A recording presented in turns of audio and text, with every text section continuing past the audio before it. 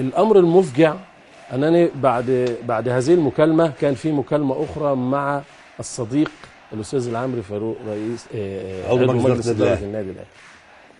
كان قبل الجمعيه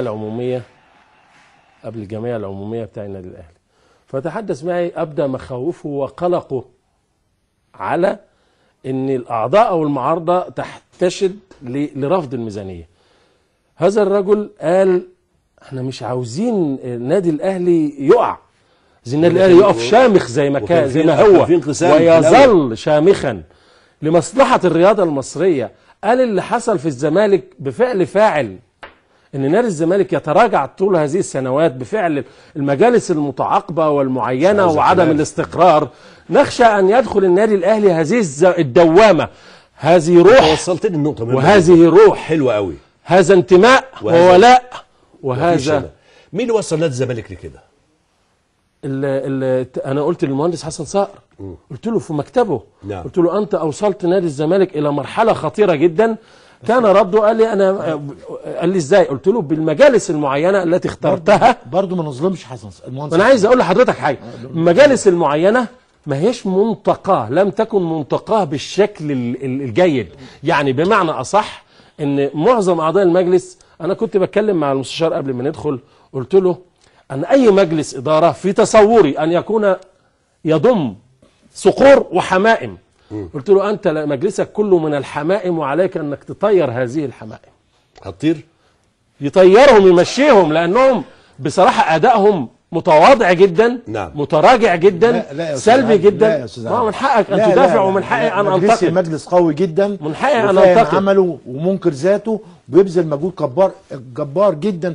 المجموعه عدد كلها قليل داخل المجلس هو الذي يعمل بجد لا والله، لا انا عدد قليل داخل المجامله. انت توليت المسؤوليه في مرحله عصيبه جدا، ورثت تركه ثقيله بالنسبه للهموم او والفلوس بعض نادي الزمالك. انت لما تيجي تقيم مجلس اداره نادي الزمالك في الفتره الزمنيه اللي اشتغلها، هتقيمه ازاي؟ هقيمه كمجموع، لان انا مثلا هنسب لنفسي بس المجهود اللي انا عملته، لا انا عن طريق المجلس متجاوب مع بعضه، وبنحط كله منكر ذاته، وكله بيأدي افكاره، وكله بيتحمل المسؤوليه، وكل النجاح ده هو منسوب لمجلس اداره قبل ما ينسب ليا. طيب الحقيقه يعني هل انت رفضت التعاون مع الاستاذ ممدوح عباس؟ ابدا. يعني الناس اللي بتخلق الاعلام اللي هو بيكملها، انا ما فيش اي بيني وبين الاستاذ ممدوح اي حاجه خالص، ما فيش اي مشكله. هي ربما مساله الضرايب دي بس. نعم. هي مساله الضرايب، مشكله الضرايب ربما هي اللي خلقت الفجوه. لا مش مشكله. اتصور انا انهم يروحوا يحجزوا عليه في مكتبه، دي اعتبرها اهانه في حقه. انا هعمل ايه وانا عندي؟ لا مش في حقه، في حق نادي الزمالك. لو انا عندي فلوس، لا بشكل شخصي. هو لما مضى الشيكين كان من اجل تيسير اعمال النادي، ولما مضى الشيكين كان بصفته كرئيس مش كممدوح عباس كشخص، علشان الضرايب تروح مكتبه. الراجل اعتبرها اهانه عشان تحجز على مكتبه. نعم. وبعمل ودي وعلاقات وديه استطاع ان يجدول مديونيه الضرايب. لا ما تنكرش ان انا لا، ومجلس الاداره انا سددت مبلغ 200,000 جنيه، وهو تقدم مبلغ 100,000 جنيه. يعني انا سددت لكن مش معنى ان طب يعني مثلا هروح انا اقول له هاتوا الشيكات انا امضيها؟ ممكن انا يعني ربما ادخل نفسي في جريمه كده. المستشار جلال ابراهيم بيفكر في خوض الانتخابات نادي الزمالك القادمه؟ لا نهائي.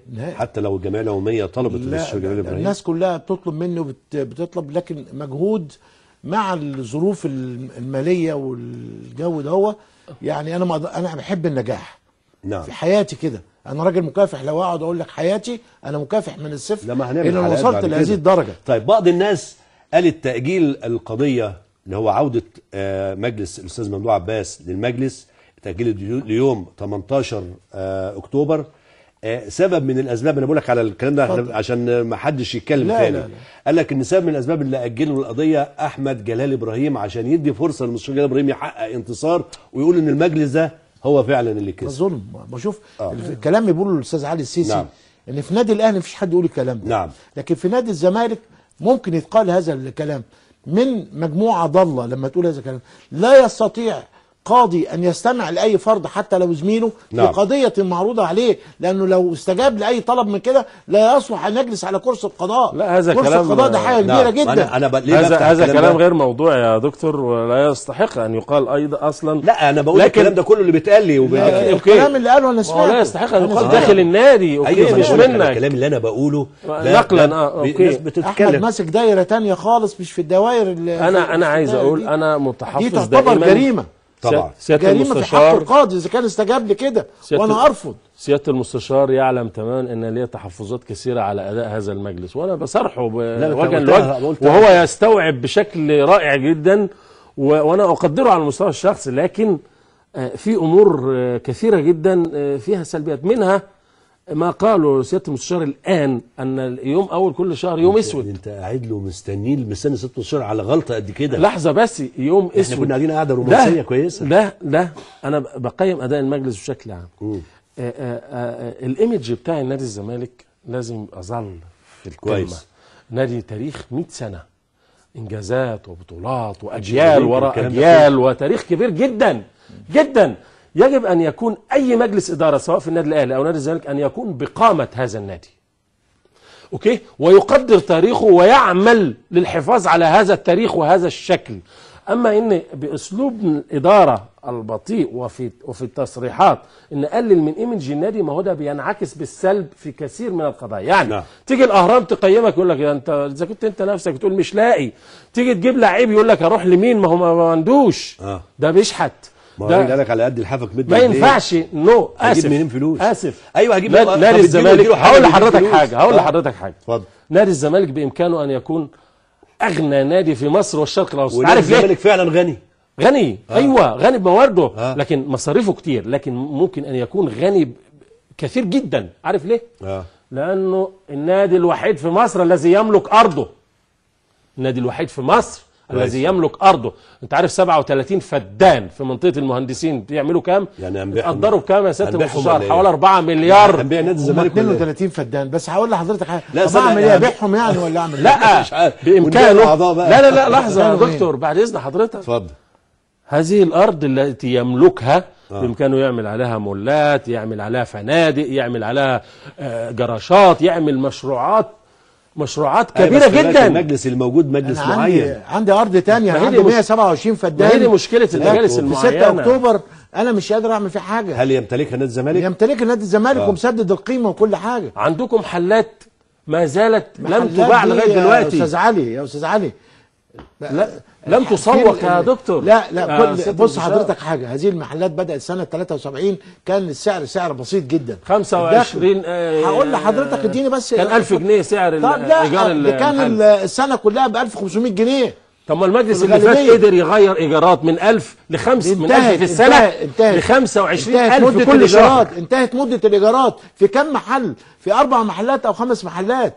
من 1000 جنيه ايجار يا دكتور في السنه الى 25000 شهريا.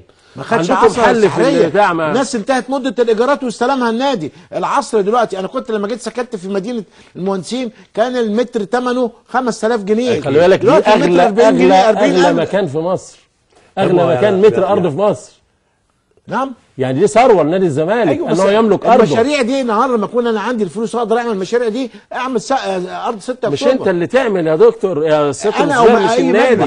في شركات كبرى، في برامج، في افكار، في موارد. هو ما عندوش الحق ان هو مجلس معين لسه جاي فتره زمنيه صغيره. ما ده بقى يرجع للمجلس القومي الرياضه اللي عمال يشيل ويحط ويعمل ويوافق الكلام ده كله. نادي الزمالك فيه نجوم بحجم حسن شحاته واسماعيل يوسف وشيكابالا وميدو وعمرو زكي وفتح الله وعبد الواحد، نجوم اسماء كبيره قوي قوي قوي طبعا، ولم تستثمر. النادي لا يستثمرها. النادي لا يستثمر امكانياته، لا يستثمر اسمه، لا يستثمر تاريخه. نادي الزمالك محتاج هدوء ومحتاج عقول استثماريه مع برضه يكون في زي ما بيتقال، يبقى في هدوء، يبقى في مجالس معينه ما حدش يخش في قضايا والكلام ده بالظبط. هو عاوز استقرار، عاوز مجلس منتخب يشتغل. بس ما هو جه مجلس منتخب المره اللي فاتت وما اشتغلوش. النهارده المبنى الاجتماعي قاعد اطلال. لا ما تقولش ما اشتغلوش، هو ما حدش بيشتغل يا دكتور. تديه عاليه، انا ما بدافعش عن سنه ونص. طيب وسنه ونص هيبني لك مبنى اجتماعي ويبني لك نادي؟ يعني ده الاساس لسه تحت يا دكتور. أيوة ما فيش خالص، ما فيش استقرار في النادي، لازم نتكلم. لا يا دكتور، لا يا دكتور، انا قلت عند حضرتك قبل كده ان كل من يتولى المسؤوليه في نادي الزمالك يملكون الرغبه في التطوير والانجاز، لكنهم لا يملكون القدره على التطوير والانجاز. القدره الماليه، يعني مثلا انا اسف المقاولين العرب عايزه مني 7 مليون على مديونيه غير التكاليف اللي جايه. طيب خلينا كله متفائلين كده في المرحله اللي جايه ان شاء الله. احنا معانا تقرير لاعضاء الجمعيه العموميه داخل نادي الزمالك، هنشوف يقولوا ايه ونرجع تاني، لان عندي حاجات كتيره جدا وعندي كلام في الجرايد انت كاتبه وبتحمل فيه احمد سليمان بيحمل عبد الواحد السيد، بيقول ده انت مسؤول عن الهدف. ايه صحه الكلام ده؟ هو تصريح للكابتن احمد سليمان بيقول ان عبد الواحد هو اللي يتحمل مسؤوليه هدف الحرس. هنرجع تاني بعد اعضاء الجمعيه العموميه هيقولوا ايه لنادي الزمالك ونرجع تاني لحضراتكم.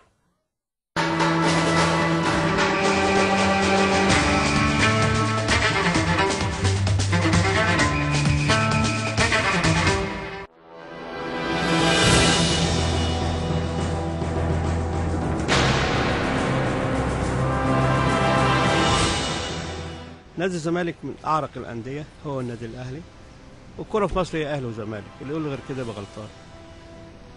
فالنادي الاهلي والنادي الزمالك انديه كبيره جدا، وده بيمر بمراحل وده بيمر. بس نادي الزمالك، وبعدين عايز اقول لك على حاجه، الماده هي كل شيء في الانديه. لو ما فيش ماده ما فيش انديه.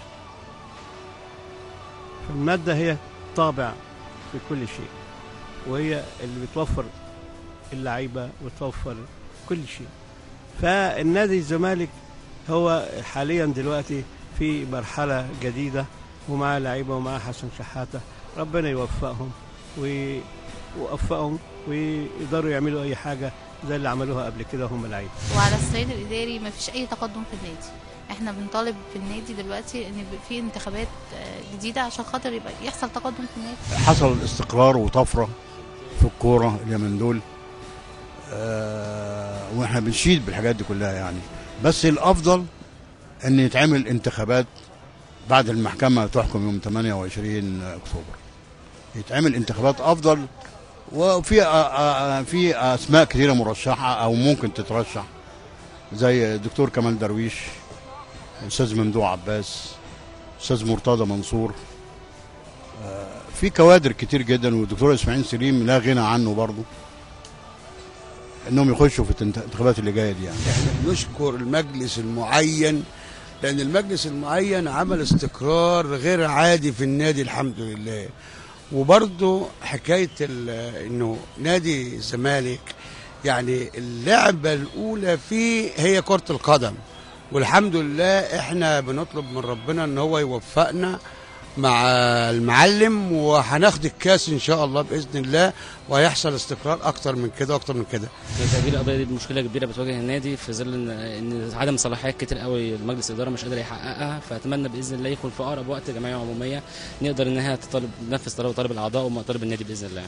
اولا المجلس المعين انا عاوز احييه برضه، لانه برضه ما يعني ما اثرش، ولكن هي النواحي الماليه هي اللي اثرت معاه. نادي الزمالك دلوقتي الموقف اللي احنا فيه الان هو ان احنا لازم مجلس الاداره المعين ده يستمر، لان اي مشكله هتيجي المجلس القديم اللي هو المنتخب لو رجع هيرجع تاني العداوه تاني من الناس اللي كانوا ضده، وهندخل في صراع مستمر. احنا دلوقتي في وضع استقرار، وفي وضع ان النادي النهارده اجتماعيا ورياضيا وكله في استقرار.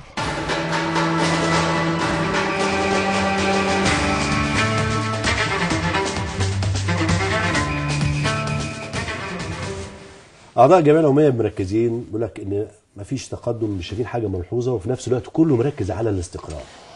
أيوة. الحمد لله في استقرار في النادي كويس جدا. نعم. في تقدم وفي شغل موجود في النادي. لو جيت النادي هتلاقي دلوقتي تغيير كامل في كل موقع. الامور ماشيه الحمد لله كويسه، الناس بتلاقي مكانها، الاماكن نظيفه وكل الامكانيات متوفره. هو احنا بس يعني المطلوب، المكان بدا يضيق بينا، فلازم احنا نخش في مشروع مرسى مطروح باي شكل كان. مرسى مطروح على 6 اكتوبر 6 اكتوبر دلوقتي المشروع مرسى مطروح لو حضرتك السنه دي كان الاعضاء راحوا قضوا وقت جميل جدا واستمتعوا بمرسى مطروح، وانا اللي عامل هذا المكان. يعني لما كنت رئيس النادي انا خلصت هذا المكان. لو احنا كملنا مشروع مرسى 6 اكتوبر هيتسع للعدد الكبير اللي موجود، لان انت مش قادر تعمل مشاريع داخليه خالص يعني. طيب الاستقرار